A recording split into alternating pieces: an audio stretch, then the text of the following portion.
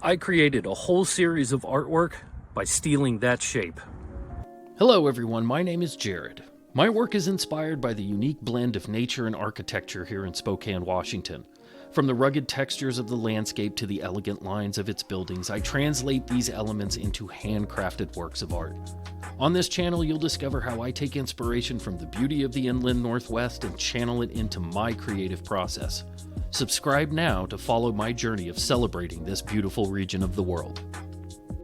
So I'm at Shadle Park, and as you can see behind me, there's an aquatic park, and behind that shoulder, there is a library. And my family are avid readers. We visit libraries all around Spokane often, and it just so happened that one of the times that I came to Shadle Library, I decided that I was actually going to just go wander around the park, but specifically was going to look at this massive structure, which is just right over here. So the structure in question is this. This is the Shadle Park Reservoir. Now, I have driven past this thing God knows how many times. It's massive, it's monolithic. You can't miss it when you're driving past it. But for whatever strange reason, I had never really walked around, taken a look at it. And as the story goes, as I was walking around taking a look at it, I was looking at these design elements. Looking at the base. I guess that's a drain plug. Looking up these columns and looking at the lighting and how it reaches the soffit up there. I had never really stopped to look. And as the story goes, while I was kind of doing what I'm doing right now and just walking around the building, I decided that I was going to kind of hone in on the base of these columns and that shape right there. And then if I look up, that shape up there, they really spoke to me. So these two shapes will become the inspiration for a design that I am about to show you. With every piece I make that is inspired by Spokane's beautiful architecture, I like to give you a tiny bit of history behind the building itself. So here we go. The Shadle Park Reservoir has a cylindrical, drum-like form and a flat roof. It's approximately 107 feet in diameter and holds 4.8 million gallons of water. It's one of 6 reservoirs in the city of Spokane with this storage capacity and one of 30 tank reservoirs in the city as a whole. The Shadle Park Reservoir was constructed in 1965 under the direction of George R. Osland, the city's utilities engineer. And from the beginning, it was envisioned to be a dramatic piece of architecture when lit at night, which is evidenced by the city of Spokane's photographs from the time.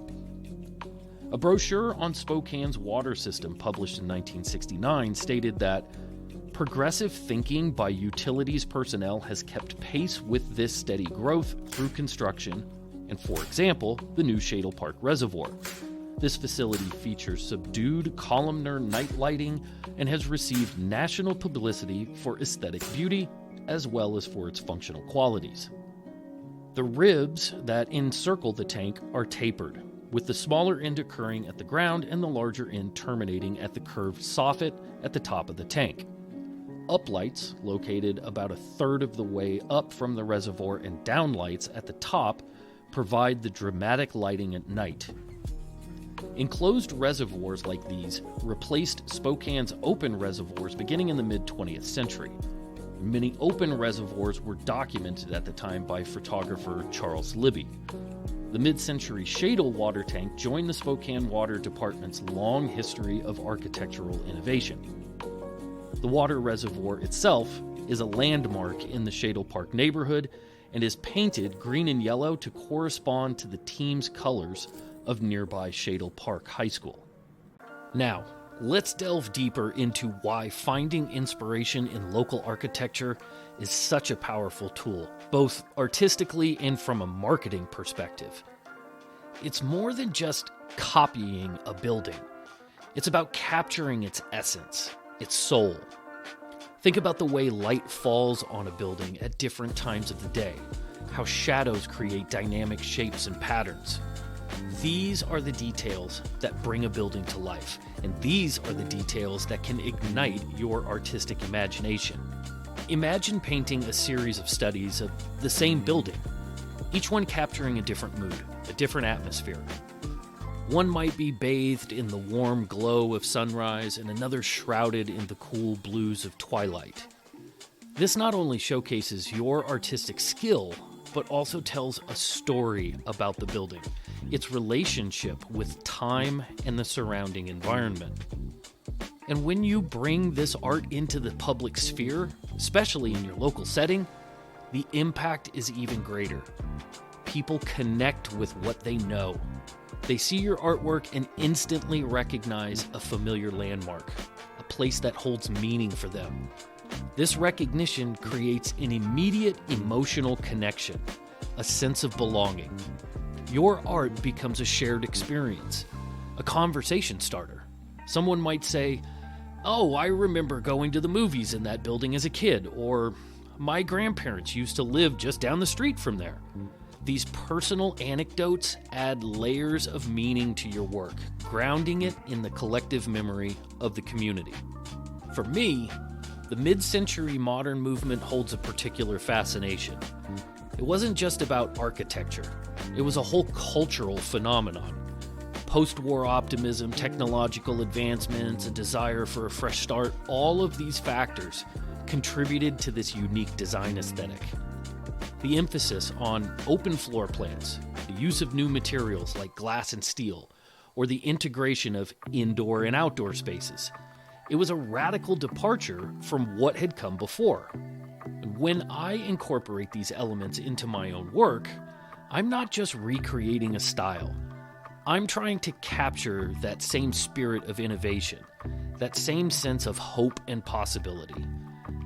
I might focus on the clean lines of a cantilevered roof, or the geometric patterns of a breeze block wall, or the vibrant colors used in mid-century modern interiors.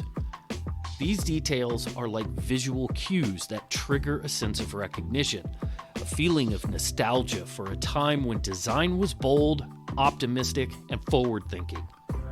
And because this style has seen a resurgence in popularity, many people connect to it now on a very personal level, giving my work a broader appeal. This principle of connecting to local architecture is incredibly versatile. It doesn't matter if you live in a historic district filled with Victorian mansions or a modern city with gleaming skyscrapers. Every place has its own unique architectural language, its own story to tell. And by becoming a visual interpreter of your local built environment, you're not only enriching your own artistic practice, but also contributing to the cultural fabric of your community. You are creating art that resonates on a deeper level, art that people can truly connect with, because it reflects a part of themselves and their shared history. So I encourage you to become an architectural explorer in your own backyard. Take your sketchbook, your camera, or just your observant eye and go out into the world. Look beyond the obvious. Pay attention to the subtle details, the textures, the light, the shadows. Discover the hidden stories within the buildings around you and let them inspire your art. You'll be amazed at the wealth of inspiration you uncover, and you'll create art that is not only beautiful, but also deeply meaningful and marketable.